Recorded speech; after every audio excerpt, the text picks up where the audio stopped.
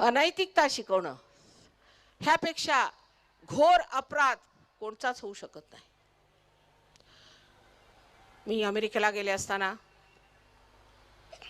1970 साली 73 साली तिथल्या सर्व लोकांना स्पष्टपणे सांगितलं होतं की एड्स हा आजार येणार आहे, तुम्ही फालतूचे धंदे बंद करा. स्पष्टपणे सांगितलं होतं. ते टेपवर आहे, टेलिव्हिजनवर आहे. पण त्यांनी माझा स्वीकार नाही केला. माझ्यावर रागवले उलटे. भलत्या सलत्या लोकांना इतकं महत्त्व दिलं. लोकांनी रोल्स रॉयस विकत घेतल्या.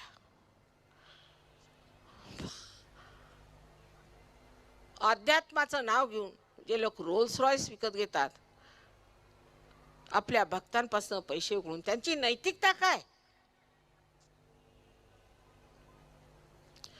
नैतिकतेशिवाय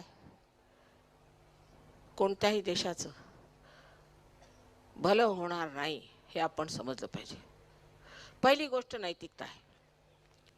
अमेरिकेला उद्ध्वस्त केलं ते त्याच्या अनैतिकतेने आणि इथून गेलेल्या भामट्यांनी, ज्यांनी जाऊन त्यांना अनैतिकता शिकवली. लाजिरवाणी गोष्ट आहे. आणि प्रत्येक ठिकाणी मी उघडपणे परखडपणे ह्या लोकांच्या बद्दल विरोधात बोलले की हे आमच्या देशातलं नाही आहे, हे आणि तुम्हाला नुसतं मूर्खात काढायला आणि पैसे कमवायला आलेले आहेत आणि तुम्हाला हे असे कपडे घालून मूर्खात काढत आहेत आणि तुम्ही सावध राहावं. पण किती लोकांचा यांनी नाश केलेला आहे त्याची आपल्याला कल्पनाच नाही.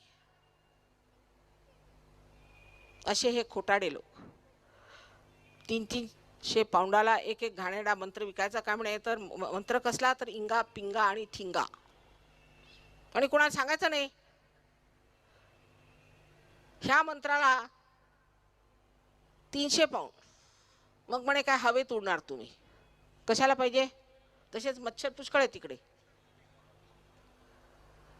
असे विक्षिप्त लोक ह्या देशातून गेले आणि त्यांनी खूप पैसे कमवले आणि आपल्या देशाचं नाव बदनाम करून ठेवलेलं आहे. आपल्या देशाचा जो अध्यात्माचा पाया आहे तो आपण गंभीरपणे जिंकला पाहिजे. त्याच्यात प्रावीण्य मिळालं पाहिजे. सायन्समध्ये तुम्ही प्रावीण्य मिळवू शकत नाही त्यांच्या मानाने, एकात दोन येतील.